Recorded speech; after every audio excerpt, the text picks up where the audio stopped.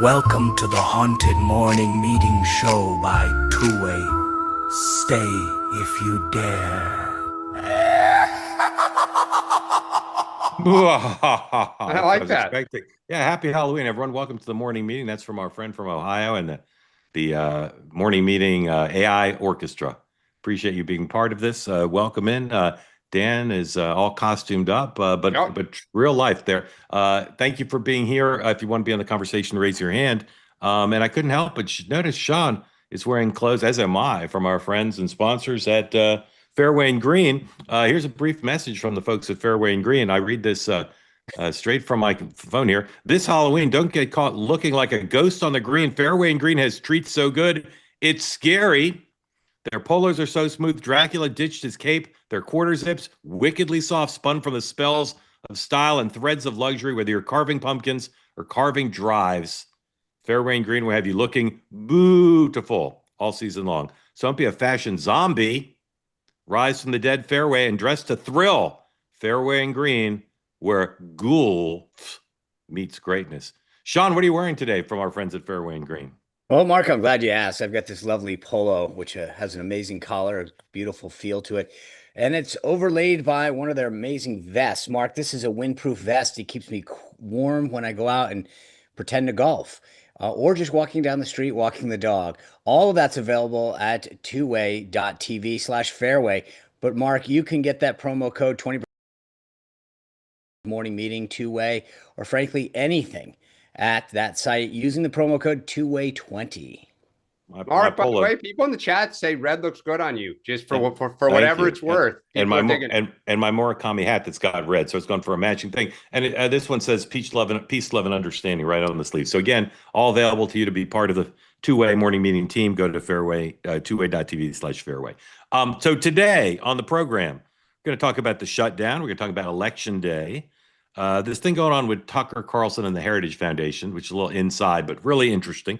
Arctic frost, some of the controversy swirling around the president, and then 2028, two candidates whose potential is unknown, even to them.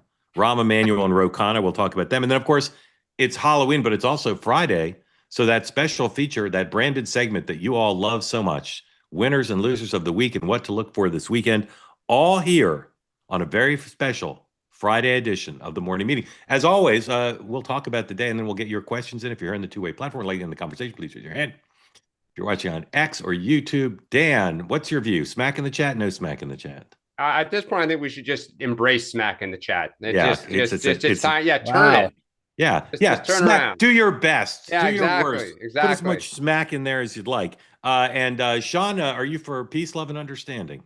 I'm 100% behind that. Yeah. In fact, I'm doing an entire 527 that will spend dark money going in support of peace, love, and understanding. Love It's that idea. very counterintuitive, but that's Yeah. the beauty of it. Yeah. You're just going to run positive ads. Yeah, exactly. The first dark money spent on positives. Anyway, please be part of the conversation. If you've never raised your hand before, think about Halloween as a good peg to ask your first question.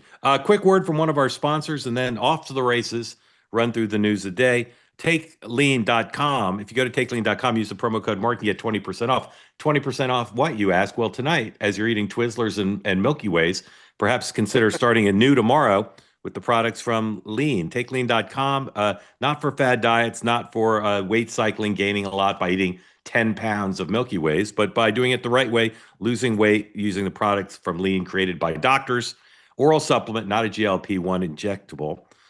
Backed by science and allow you to maintain healthy blood sugar, control appetite and cravings, and of course, burn fat by converting it to energy. So if you want to lose weight in a sensible way, consider trying the products from Lean. Go to TakeLean.com, enter the promo code Mark, and they're not using promo code Mark to say anything about how pudgy I am. That's just the promo code. Promo code Mark, TakeLean.com, 20% off when you enter the promo code Mark. Thank you for your attention to that important matter. Here we go. The president today ain't doing much. This is Going to Palm Beach? Well, yeah, 101. He's getting out of town. He flew back from Asia, went to the Halloween party. First, let's show you that. Here's the president last night and the first lady. Adorable. And you'll notice some of the super adorable trick-or-treaters happen to be the children of Stephen Miller. and what's Mrs. Miller's name? Katie Miller, and Caroline Levitt. But here, the president's just flying to Palm Beach, leaves right at the end of the show. No public events, but if past his prologue, he'll be ultra social. Here's last night. All right, whoever decorated gets an A+ for that. That's A+. outstanding. Do you think those pumpkins are hand carved by Americans? Yes. Maybe. Beautiful. I also like Melania's outfit, coordinating with it. Like, very well done. The whole thing. And is that the Millers? No, coming up are the Millers. By the way, I love the way that he gets his basket. It's like the beginning of Price is Right when they hand it so you get the microphone. Here are the Millers. Here are the Millers. Yeah. One of several now administration officials living in private military housing for security. And here's Caroline. Anyway, that's last night. Today the president goes. He's not got anything on his public schedule. I know what I'm doing wrong here. Stand by. I got a lot of screens going because of Halloween. I've got a whole screen of just Boris Karloff movies, and that is slowing me down. But now I'm on the right screen. Here we go. I will say good for Trump for doing that. That those little traditions like Easter egg, Halloween, it's cute. Totally agree. By the way, my son to those. Just to give you a hint, he then did a teletown hall in Virginia with Youngkin. I mean, I can't, he got off that plane, got back to the White House, did the trick-or-treating, then did a teletown hall. I mean, honestly, I was... Well, he's not exactly in Southwest, Coach 35. Nonetheless, here's a couple of young trick-or-treaters dressed as Donald and Melania Trump. And a Secret Service agent. Good costumes. I applaud those. Yep. I don't know what the Vances are doing for Halloween or what the vice president's doing today. No public schedule we know of. House and Senate are now both out. The government shut down. It's up to Congress to fix it, and they're off. Sean Spicer says, pox on all of you. Yep. Mike Johnson changing up the 10 o'clock press conference by featuring Agriculture Secretary Brooke Rollins, who, of course, oversees the SNAP program. And then he's also tonight. I don't know. Is Mike Johnson going to Vegas or is this just remote? He's speaking at a group. There's a group called the Republican Jewish Coalition. If you're involved in Republican politics, you know exactly who they are. They've been around a long time. Very influential group. And they meet regularly in Vegas because their patron saints are the Adelsons. Yep. And so Mike Johnson and a bunch of others are speaking there starting this evening. Ohio Redistricting Commission meeting this morning once again. All right, let's start with the shutdown. Lots of stuff going on there and nothing going on there. Hold on. Kill that out. Put up this. We've said there are three solutions, basically. Either the president intercedes, Chuck Schumer decides to go to Thune and strike a deal, or there's some renegade Democratic senators, principals, whatever you're going to call them, who break and provide 60 votes to pass a clean CR. Here's Chuck, or the Republicans cave. I shouldn't preclude that, but the same. Those are the forums: President, Schumer, Thune, or Democratic senators. Here's what Thune says about the Schumer track. This is a tweet from somebody from Punchbowl. He says, Thune said yesterday, the solution here is not going to run through Schumer. Now we have these events coming up in the next 5 days that everybody said perhaps could force a solution. We've got the SNAP benefits running out. We've got the Obamacare premium, the re-enrollment coming up, where people will see very high premiums. And then, of course, Election Day and Tuesday. Some people believe that regardless of the results on Tuesday, that'll somehow spur us to a solution.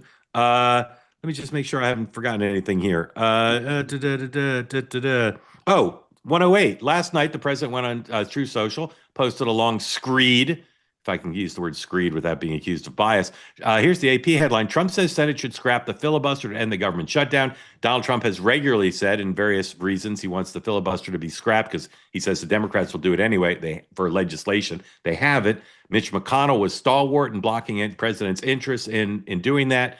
John Thune also not a big fan of scrapping the filibuster. The votes are not there. There's already a number of Republican senators on the record saying they will not scrap the filibuster. So, Sean, obviously we're not going to have a solution today, but what track are we on now to solve this, if any? Well, first of all, I do want to, the Republicans are silly. The idea that Democrats won't eliminate the filibuster the second they get in is ridiculous. So this is one of those dumb moves where we play this game saying we need to be better and then they screw us. So bad on them again. Bad strategy, bad strategy, bad strategy. We are no better. As you said, they left town.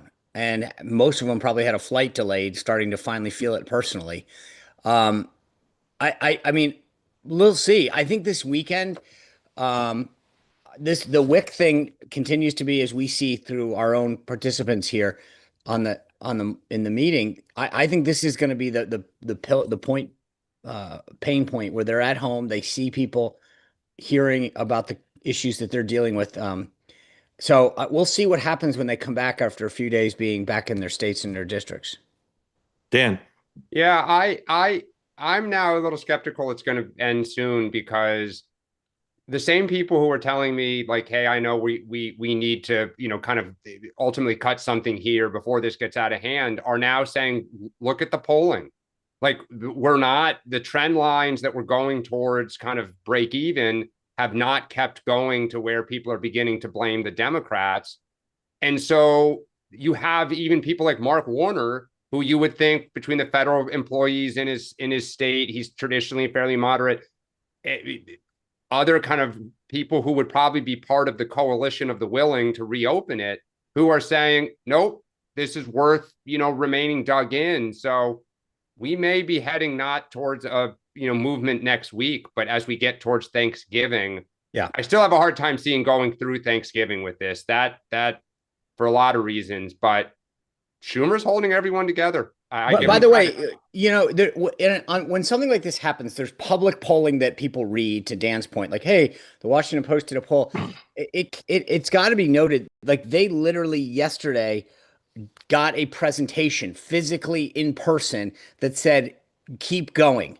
So when the Democrats the Democrats did. So this isn't like some random theoretical thing where there's a poll out there by Quinnipiac that they happen to read. They literally had a strategy session that said it makes sense to keep the government shut.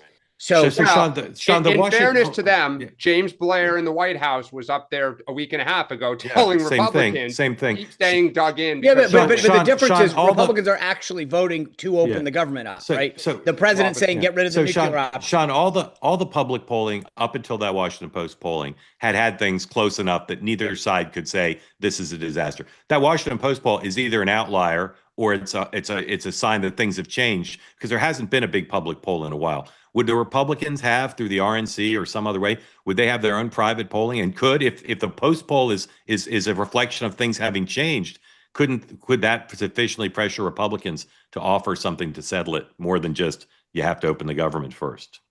So I would guess that somebody at the NRCC has tacked that on, right? I mean, that's just just to give people an insight of how these things work, shouldn't they be polling it every day? Yeah, but the thing is, here to your answer, here's how they're going to poll it. Should the government be opened after, or should we address healthcare after we reopen the government? And they're going to come back and say, "Yep, that." And so, as you can imagine, how you phrase the question is going to matter. So they're probably, but the key question is, who do you blame, right? That's the headline of the Post poll. Does the White House, do you think, have polling that either conflicts with the Post polling or says the same thing? And again, couldn't that be the breaking point? They don't cave at that point, but they look for a solution. If the Post poll is right, and if you're the White House, you don't want to just rely on the one Washington Post poll. I'm just asking. No. So wouldn't they have been asking that question every day? Who do you blame? No, not every day. It's just not I mean, they're not in the field. No one's paying for someone to be in a field every day. There might be every few days now. Every week. But again, just to keep pressing on process, they know people who are in the field every day. Yes. They have friendly pollsters who are in the field every day. All of this is going to come back to, here's what they're going to say. I mean, like I said, I've seen the movie before where they're going to go, look, they're blaming us, but as long as we say we'll open the government and do this, it shifts. It's like what, an informed ballot question. As long as we tell them that we're opening the government and then we want to deal with healthcare, we win this argument. So they might get told right now, you're bearing the blame of this, so you should say X to shift that, right? They're not getting told, oh my God, open it up. Got it. Here's what we need to do. Got it. I bet they're polling, and I bet the D-Trip, the DS, like everyone is probably once a week on this, is your base sticking with you? So I bet the White House says we're still at 95% with the base is with us. Then, the Dems, I think, are the same boat. The question is that middle kind of, 15%, like where are the independents?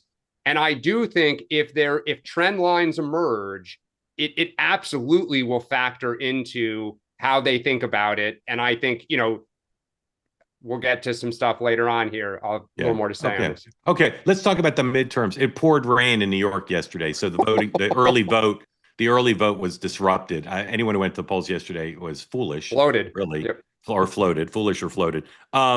Here's Peggy Noonan in her column. She's a New Yorker, and she's not a big Cuomo fan per se, but she's definitely not a Mamdani fan. Peggy writes, New York should breathe deep, think twice, then think again before electing the socialist mayoral candidate.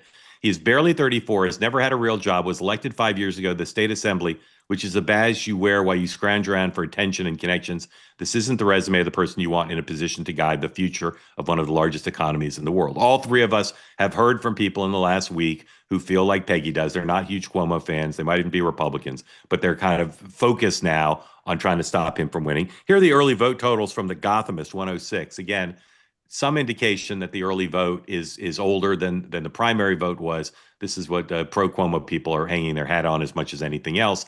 Big turnout, which they'll need to win. It doesn't guarantee a Cuomo win, but it's certainly a necessary condition.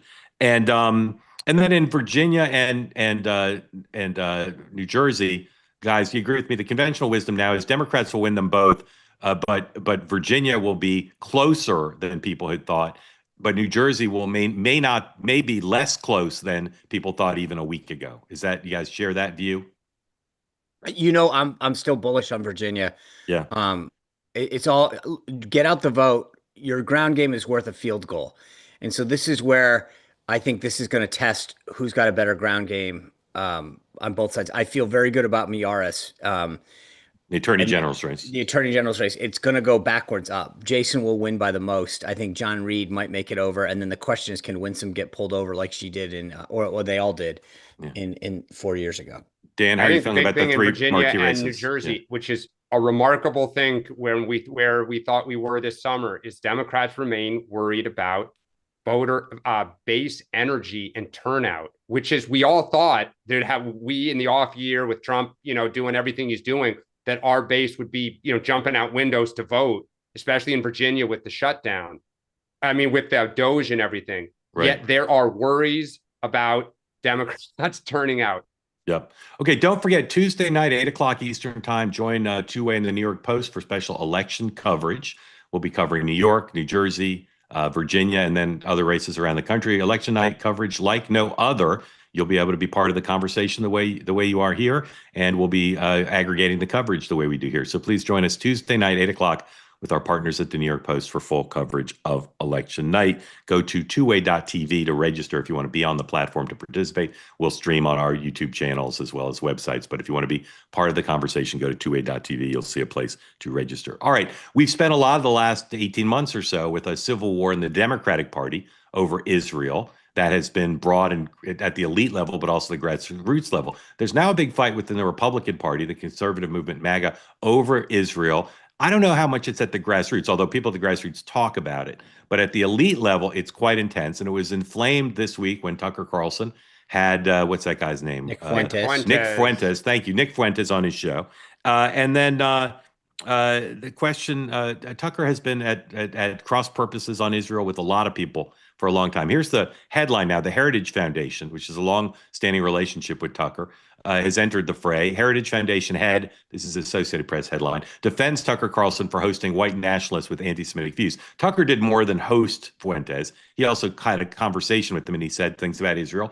And the head of the Heritage Foundation, it's an extraordinary video, it's a couple minutes long, said, we're not going to cancel anybody. We're not going to cancel Tucker. We're not going to cancel Fuentes. We're going to continue to have a relationship with Tucker, and that people should be able to disagree with Israel. People who are critics of Tucker would say he's gone further than just criticizing Israel. Sean, deconstruct this. Is this an inside fight for 150 people, or is there larger meaning here? I think this particular thing is a real inside fight. As you mentioned, Tucker and Heritage have had a relationship for a while. Kevin Roberts, in that video, the head of the Heritage Foundation, says, I abhor many of the things that Nick Fuentes has said in issues that he has, or positions on issues that he has espoused. But I believe in an open dialogue. And if these guys want to have a conversation, he was like, we're not going to respond to tweets and to emails saying cancel Tucker. Again, this gets back to this fundamental discussion that we've had. You said it the other day, Mark, like if some rando leftist wants to come on my show, I'd have him. I actually enjoy the conversations, and you've made it very clear. Like, what is wrong? Like, if you actually think somebody's really that stupid, then expose the hell out of them. Be like, come on the show. I want everyone to see what a nut job you are, how crazy you are, how anti-Semitic you are. But that's what we should do: is shine a light on that, not hide it. When you actually minimize that person, then someone goes, "Well, I've never heard of this person or that person. Who are they?" I actually believe the opposite, which is if you really think that they're that abhorrent, show everybody how disgusting they are so that they go, wow, I saw them. They're really bad. And I applaud Kevin for the idea that like this is crazy. Tucker had a conversation. I haven't listened to the whole thing yet, so I don't know what he actually said or didn't. But having a conversation shouldn't be the basis of canceling anybody. Dan. Well, I think that so I don't disagree with you, except Tucker didn't just have him on and, as you say, kind of highlight where he disagrees. And Tucker is one of the largest media personalities in this country. So he's not just a Joe Schmo podcaster with 1,000 people. The flip side of that is by having a sit down kind of lovely chat in which you're taking these issues and kind of giving them respect and giving them an airing and agreeing with some of this stuff, you're legitimizing it, which again, you're free to do. I think this issue is actually huge in both parties. They're coming at it from slightly different viewpoints. But I've said this before. I think if you're J.D. Vance and you're looking at 2028, it is not clear cut. I'm firmly with Israel. Like, I think he's going to have to walk a line both with younger Republicans, with the Tucker Carlsons of the world. Look at when Charlie Kirk was killed. The conspiracy theories that this was somehow Israel was involved, the Mossad. I mean, I think that's crazy, but I think it's a sign of what's to come. Well, if you look at the Roberts video, he actually addresses how Heritage handles the issue of Israel, talking about the fact that when our interests are aligned from a national security standpoint, we should stand with them and blah, blah, blah. And I think that's where you're going to see a lot more of the Israel thing. The broader point, by the way, is this idea of canceling Tucker. Like, he got fired from Fox and then he built an empire. Like, you're not going to like, that's just, it's silly to me. Yeah, we're not going to cancel him, well, but people could distance a lot him. of people on the other side for stuff. I mean, that's going to be, Okay, short answers for the next two guys, if you would. Arctic frost. A lot of Republicans on the Hill and online are outraged at this investigation. I've tried to have balance on this matter, and of course now taking heat from both sides, which whatever. Dan, of all the things you've learned about Arctic frost, what's the thing that either we know happened or there's a good chance it happened that concerns you as someone who cares about individual liberty and abuse of power?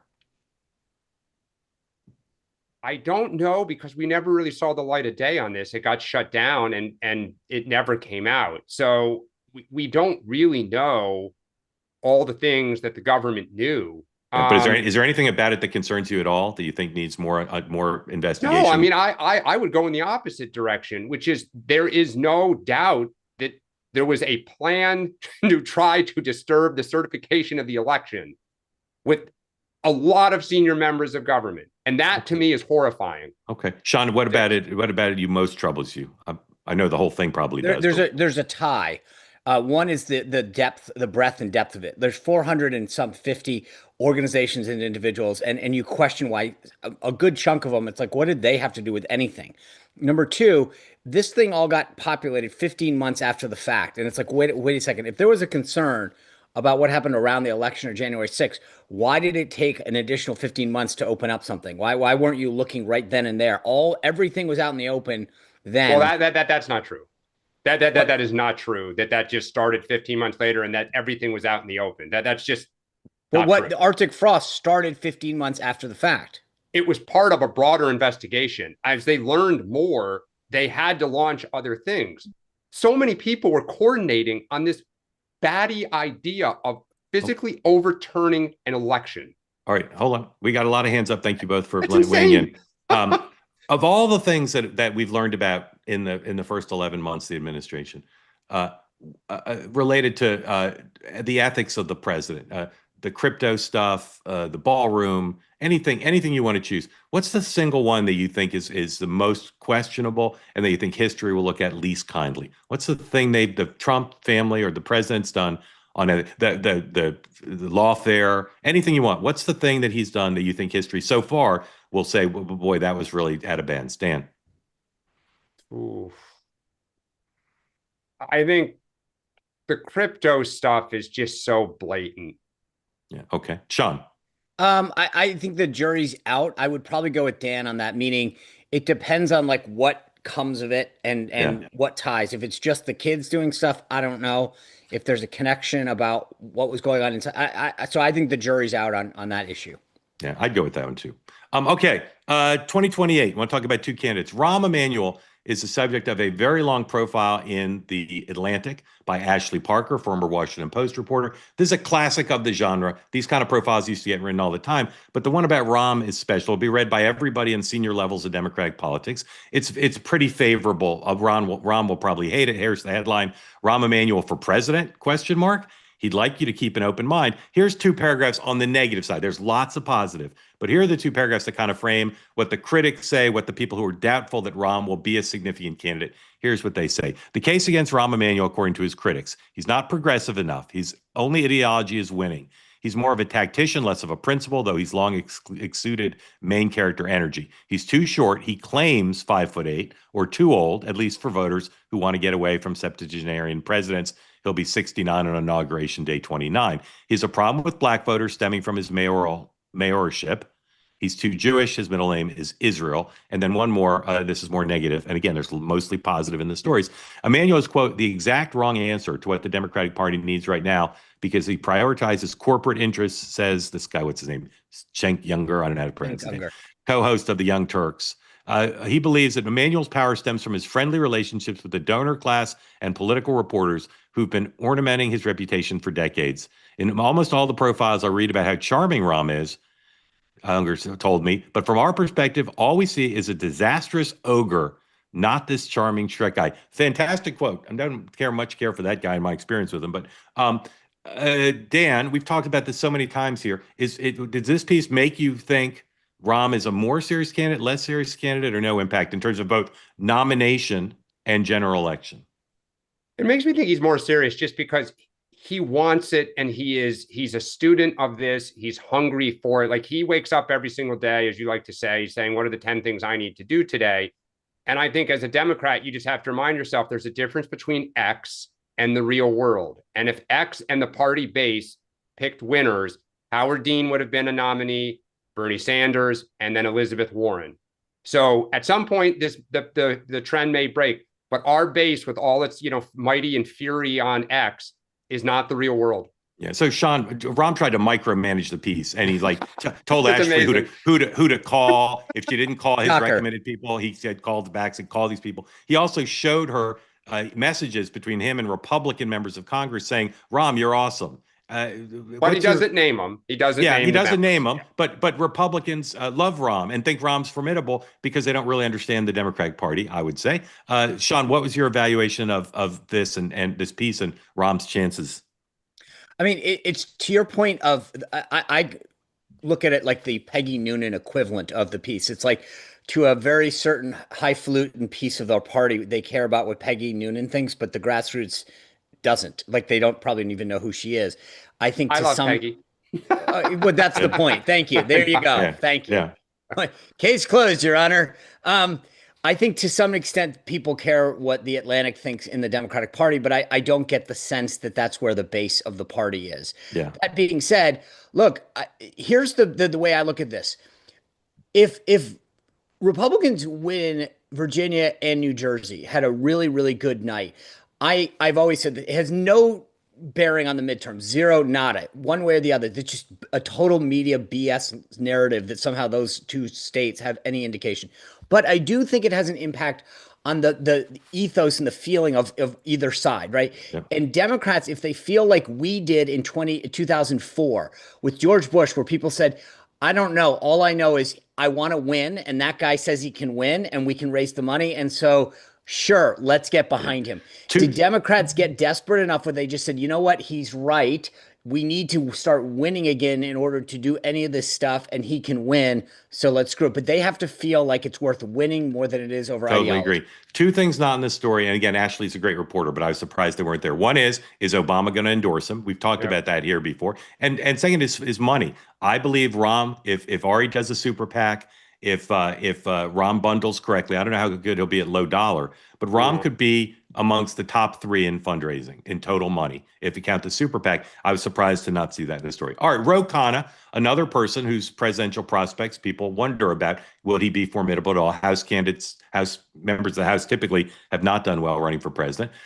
He was on Next Up last night, and he mentioned something I hadn't thought of, which Politico actually led playbook with today, which is Ro Khanna appears to be the only Democrat asked to campaign by Mondami, Spanberger, Cheryl, and for Proposition 50. Here's my something from Next Up with me and Congressman Khanna.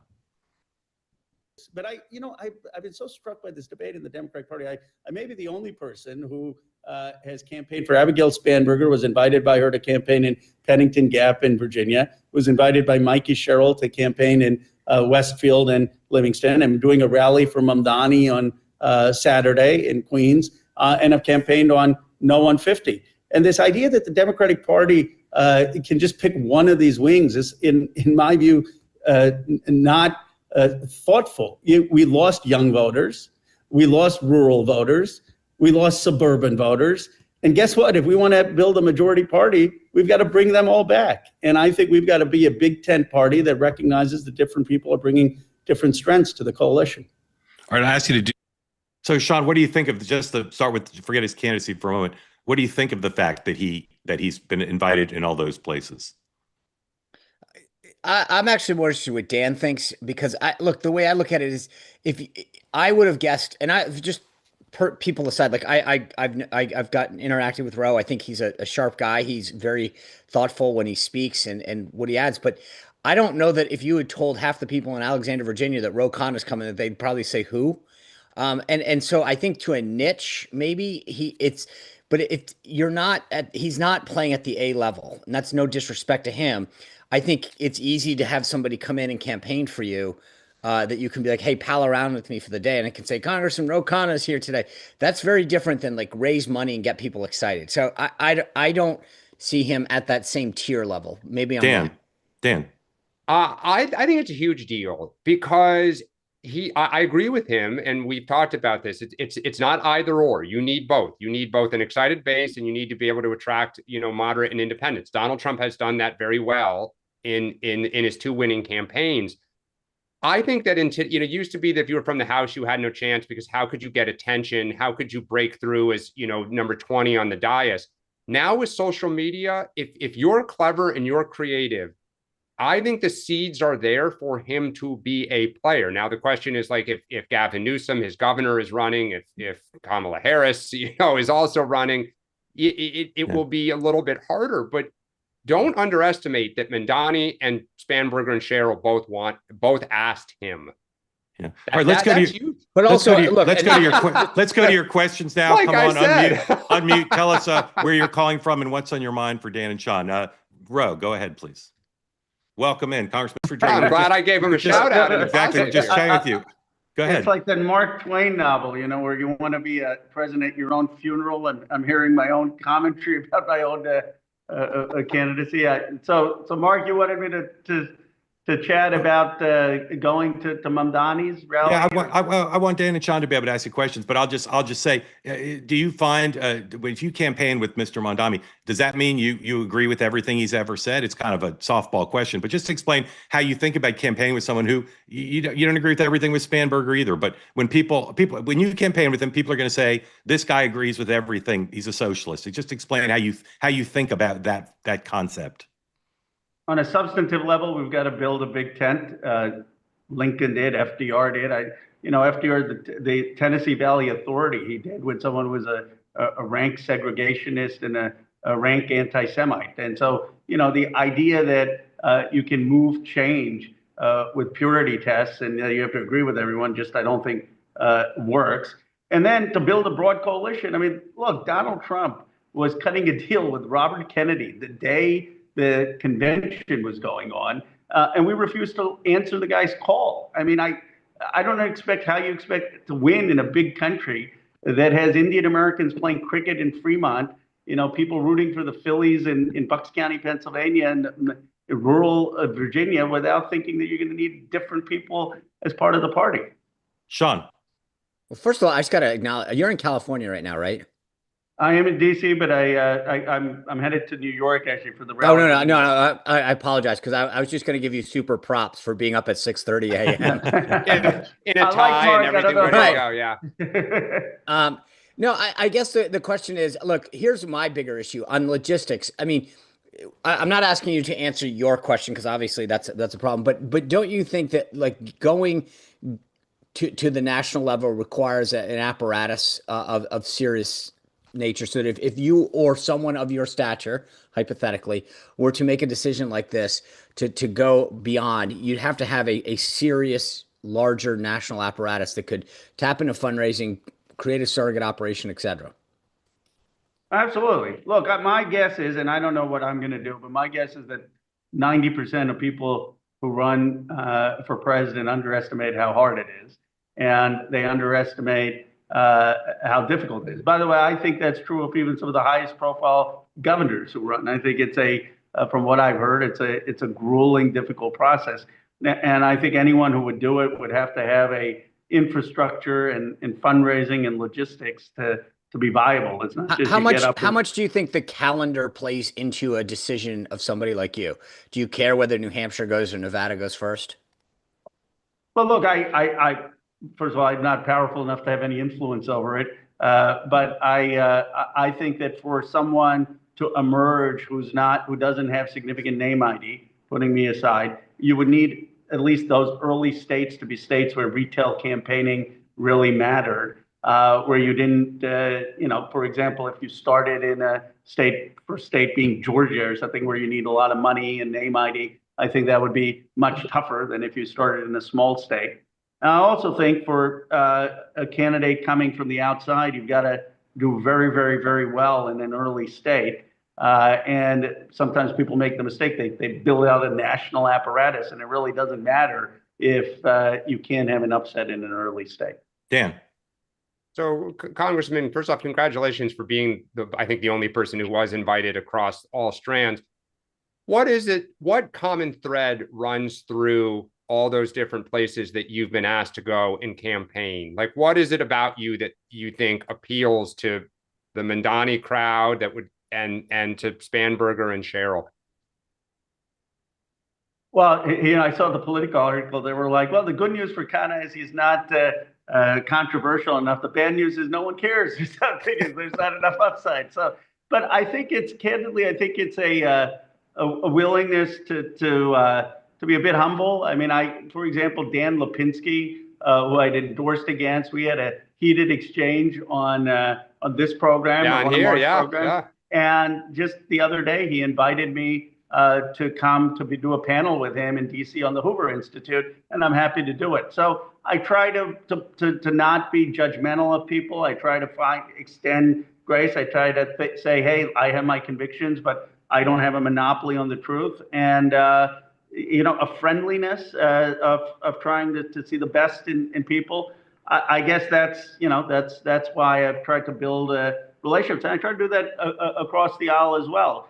Some people say, "Oh, is that just a lack of conviction?" I think there's a difference between having convictions and having a temperament of dogmatism. Yeah, go ahead, Mark. Do you mind? Can I just ask you one? Issues aside, we've played this out every morning. Strategically only, because again, I'm not looking at like what our side versus your side thinks about the shutdown.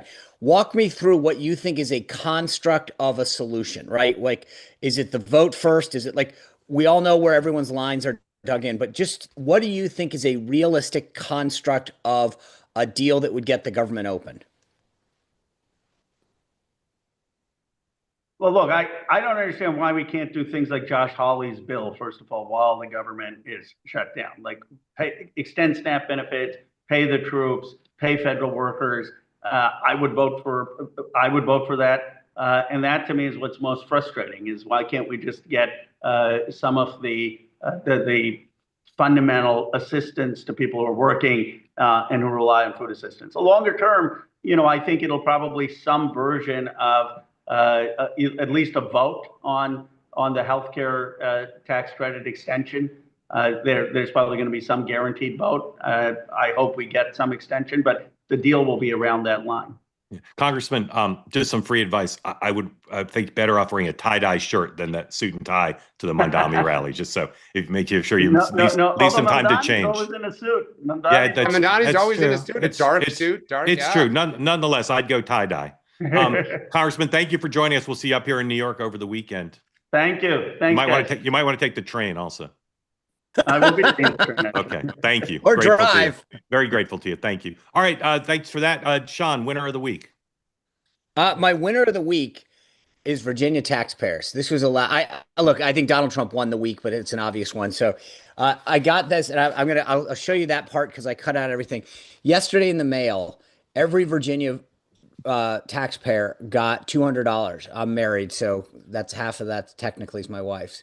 But you know, look, technically, I'm gonna check Virginia law. But I say that because, look, this is just from a political standpoint. We're a few days out from an election. People get a thing saying, hey, here's the administration giving you money back. Say what you will about a cynical ploy. Who cares? My point is, at the end, going into 72 hours out of an election, having people get a check in the mail that says, here's $200, $400 a couple, is a huge boost. So hopefully that gets Winsome over the finish line. Dan, winner of the week.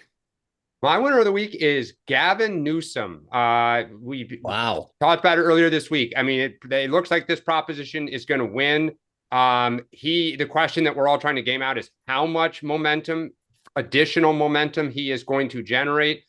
If you kind of look at the marathon of running for president, the first year is kind of coming to an end here. And I don't think there's any doubt that Gavin Newsom has won this year and is positioned himself going into next year with a head of steam. So for that, he is my winner this week. Winner of the week is Putin. Trump and Xi meet. There's no apparent effort to do anything to get China to help end the war. Putin wins again. Sean, loser of the week. Well, I was going to go with the knuckleheads that robbed the Louvre and then got caught because they left their own DNA. That's the obvious loser of the week. But I politically speaking, I went to the people who got pardons from Biden after this whole report came out that the House Oversight Committee issued. There are serious questions about the legality of the pardons and whether or not, when you have a staff secretary saying that we didn't see Biden for 6 to 8 weeks, the question becomes, there are emails that got put out saying, what do we do? How do we know that he actually approved this? And people saying, we don't. If I were someone who got a Biden pardon, I would be talking to my attorney saying, what do I need to worry about right now? Dan, loser of the week. The Argentinian bailout. It is incredibly unpopular, both in the Democratic Party, in the Republican Party, and with the electorate.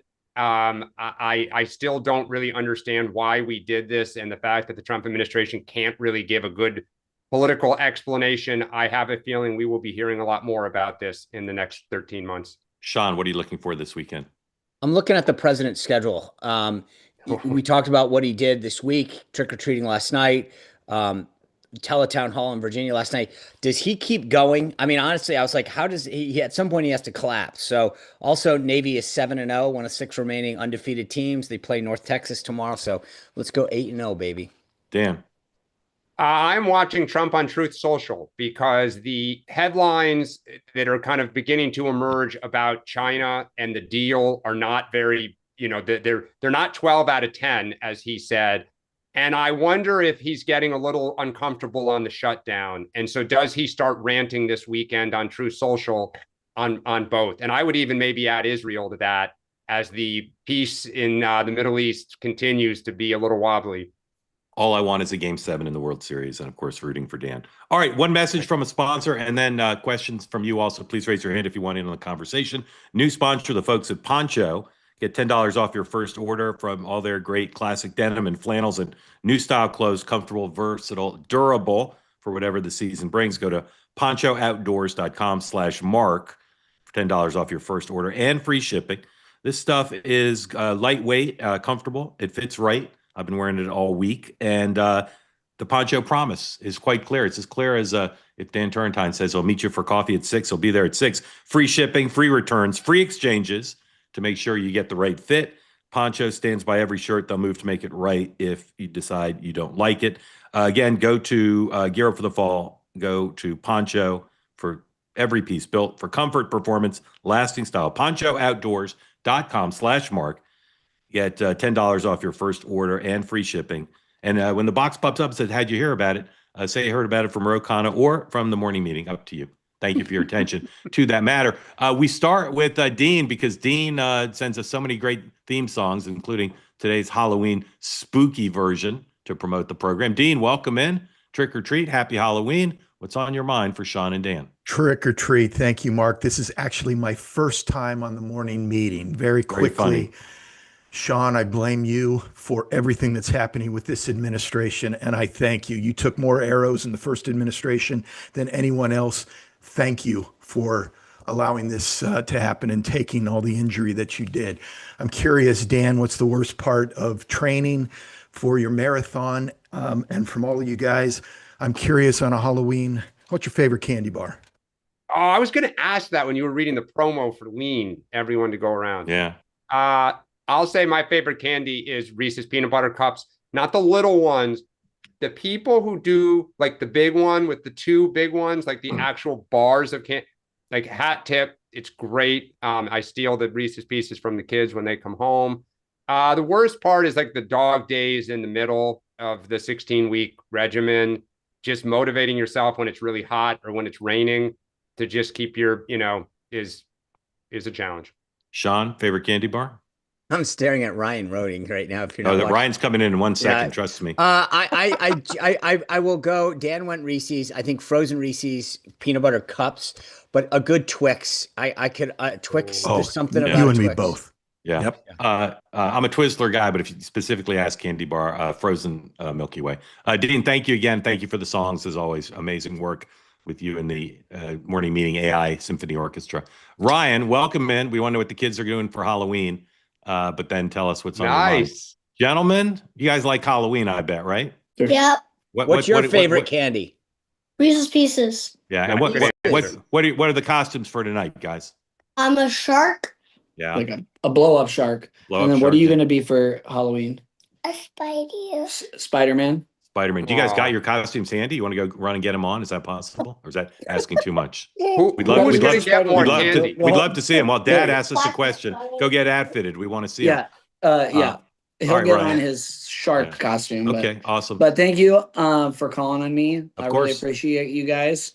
I had a question about kind of the effects of the SNAP thing. So we live in Iowa, and our governor's been talking about if the SNAP benefits go away, how they might try to use the surplus that our state has to try to meet the need of that.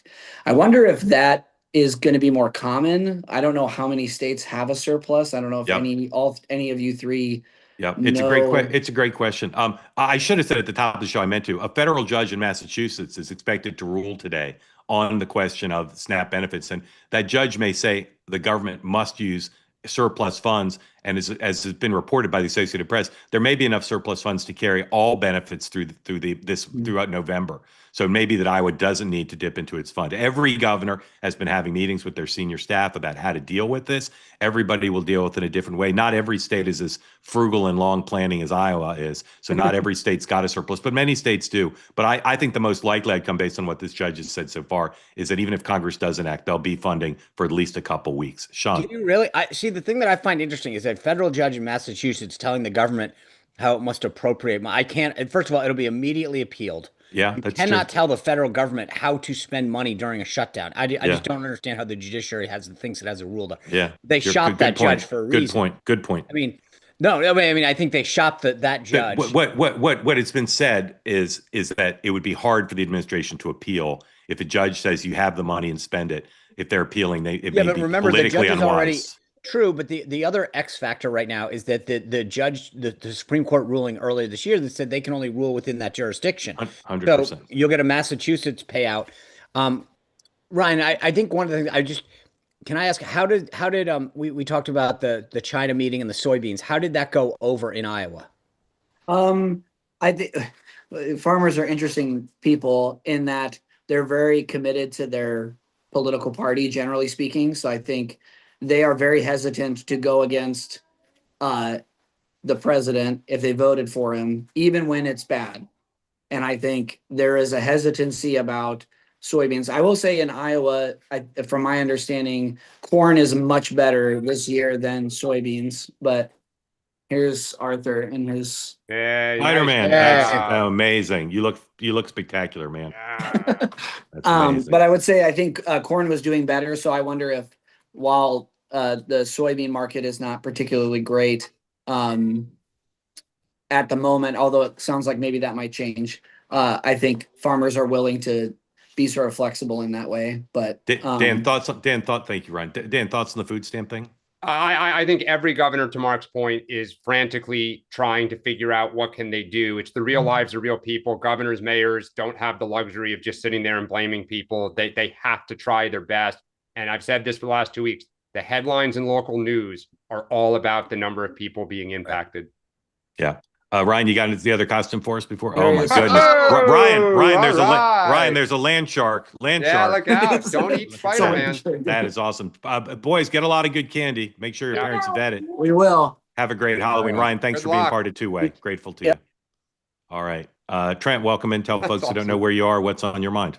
Hey, Trent Lucas here. This is baby Caroline. We're in Hi, North Caroline. Virginia. Neil Diamond and I call her Sweet Caroline, just so you Yeah, know. exactly. Oh, the songs played regularly in our house. I bet. One question for Dan, one question for Sean. Dan, a couple years ago, right after the 2022 midterm, NPR released a article, and it was saying basically that Democrat Party strategy to fund MAGA candidates in swing states seemed to have worked.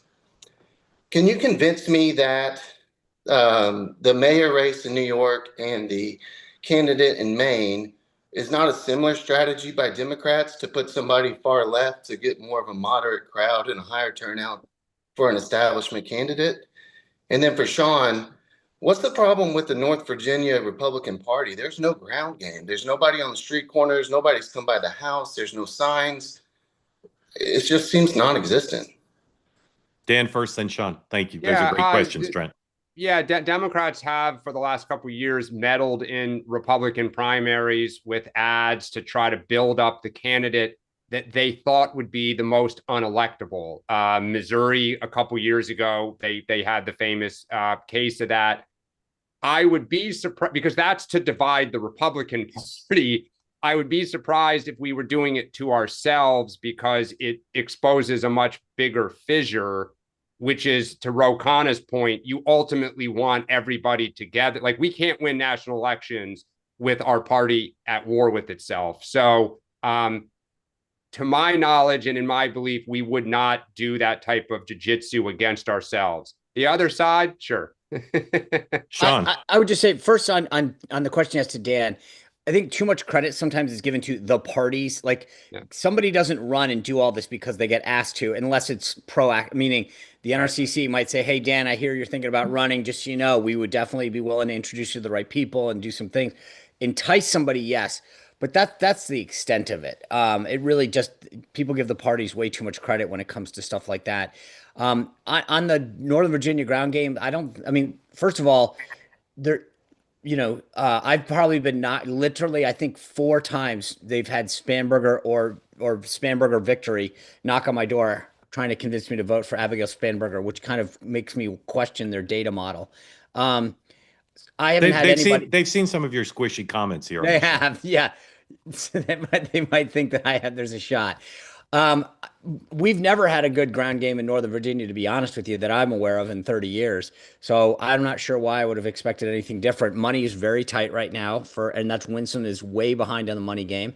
The last couple weeks, a little less so, but you can't turn on a ground game like a spigot. Yeah. Trent, you guys doing trick-or-treating with Caroline or maybe not? Well, she's sick, so we're about to head to the pediatrician's office. So we'll see if she gets to go out. But the 2 older girls will definitely be out in the neighborhood. What are their costumes? We're all going as the Ghostbusters this year. So the whole family. So something strange in the neighborhood. Yeah. All right. Caroline, feel better. Thank you all. Y'all have a great day, great weekend, great Halloween with the girls. All right. Let's see. We got time for one more. Carrie, welcome in. Tell folks who don't know where you are, what's on your mind for Sean and for Dan. And please say your last name, just because Yes. I just want to know how you say it. Well, it's Antonopoulos. I was actually on with you guys a couple of weeks ago. I was trying to change my moniker so it said Carrie from the Chicago suburbs again. But that's where I'm from. I'm in Downers Grove, which is western suburbs of Chicago. So thanks for calling on me and good to see you guys again. So I'll try to be a little less long-winded than I was last time, but I'm hoping you guys can give me some perspective. Actually, I have a question about SNAP. Something fortunate, I've been fortunate enough to not have spent a lot of time giving a lot of thought to prior to the shutdown. Shutdown has certainly shed a light on it in a way that, I hadn't really thought about it previous to this.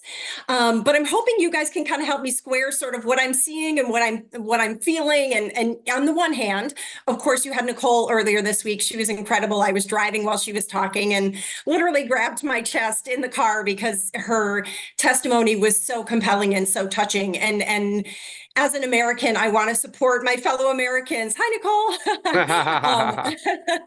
I want to support people who need help and who need a leg up. And I think that's exactly what the program is designed to do. On the other hand, I am bombarded online by a couple different categories of videos, right? One is the purge videos, which your last caller yesterday talked about. Even putting that aside, videos of people online expressing not gratitude, not humility, not even fear of losing them, but just absolute entitlement to these benefits. And while they're expressing these entitlements, I'm seeing people who have eyelash extensions and nails and Botox and lip injections and hair highlights. And that, to me, as someone who knows what those things cost, it's really frustrating to hear someone express entitlement over losing SNAP benefits when I know what you're spending on your hair and your nails and your face. Taking that even one step further, now I'm starting to see videos of people who are admitting they're not even using the SNAP benefits to buy food. They're selling them, right? They're taking $2,500 worth of EBT and selling it for $1,200 cash to fund their lifestyle. So help me square this. Is this the algorithm messing with my brain and trying to fire me up? Great framing, Carrie. Stand by a second. And Nicole, I brought you in with that. You're raising your hand just because I don't know if everything you said is reverberating still in your life. It is in mine. I continue to hear from people every day about how inspirational you were and how important, not just for Two-Way, but for the country, what you said was. So I'd love for you to react to what Carrie said and just update us if anything else has happened with you since we last talked. Yeah, I super appreciate that. I mean, I think that the ripple keeps rippling, I think that I've heard that feedback from a lot of people. And I love that is the message. I told my son and he was like, Mom, so many people did a good thing because of you. And I'm like, yeah, I think that is like the truth of it. And I think that when it comes back to it, for me, it's about doing something good and what my intention is when I do it behind doing something. And I've seen plenty of those videos too. I think we can all admit that there's probably waste, fraud, and abuse in every government-run program, super open to some type of doging of SNAP. But in this moment, it's not a negotiation chip. That's something that is happening because the government isn't open. It's not because we're negotiating SNAP benefits. Right. It's a secondary. So yeah, warn the affiliates. We're going to run a little bit over. Sean. Yeah, I agree. I mean, I agree with what Nicole's saying, Carrie. I find some of the videos that I've seen and some of the anecdotal evidence about the fraud, the abuse, and to be reprehensible. I also think that when you stop and you realize 42 million in a country of about 300, so between 1/6 and 1/7 of the country is reliant on the government and dependent on the government for food, it is a broader and bigger problem that we're not even addressing, right? That's and then there's the fraud piece.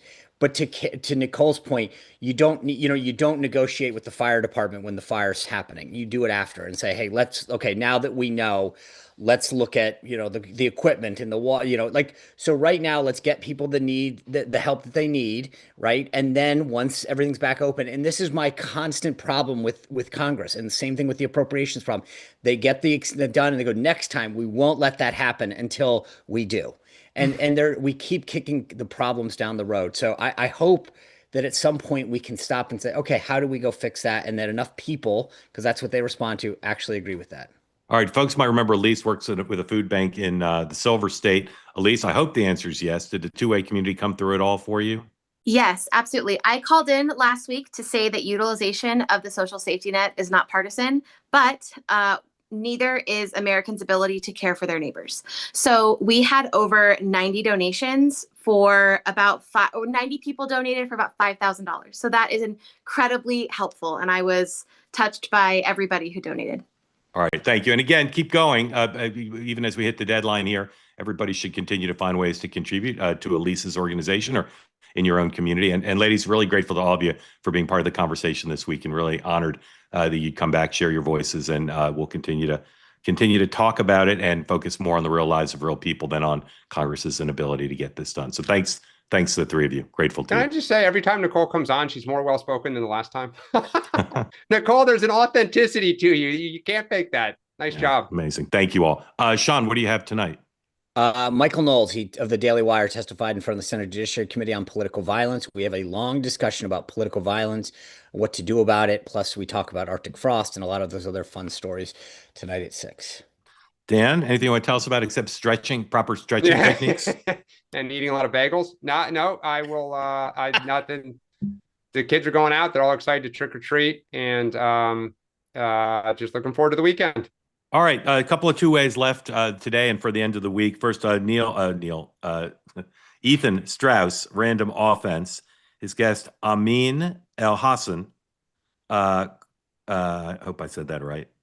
Former front office executive and a member of the Basketball Illuminati podcast. That's 2 p.m. Eastern time today. Please join Ethan. And then two-way tonight is a special time tonight because of Halloween. I got some trick-or-treating to do. So we'll see you at 4 o'clock here on the two-way platform with coverage of all the day's events. And the New York Post, Ricky Schlott will be amongst my guests, New York Post columnist. So join us at 4 o'clock on the two-way platform. It'll stream live on YouTube and X, regular time at 6 o'clock. So please join us. And reminder, again, next Tuesday night, Ricky, as well as Lydia Moynihan of the New York Post and other two-way and New York Post colleagues will be part of our special election night coverage like no other. You'll be part of the conversation just like you are here every day. So please join us starting at 8 o'clock Eastern, coverage not just of the New York City mayor's race, but of New Jersey, Virginia, and all the races around the country. Please join us for that. And the three of us will be back Monday morning. Dan will be sore. Enjoy your extra hour. Dan will be sore, Yeah, and that's right. we get to fall back and grateful. We should have touched on that today. Yeah, grateful to everybody for being part of the community, and we will see the three of us will see you Monday morning. Have a great weekend.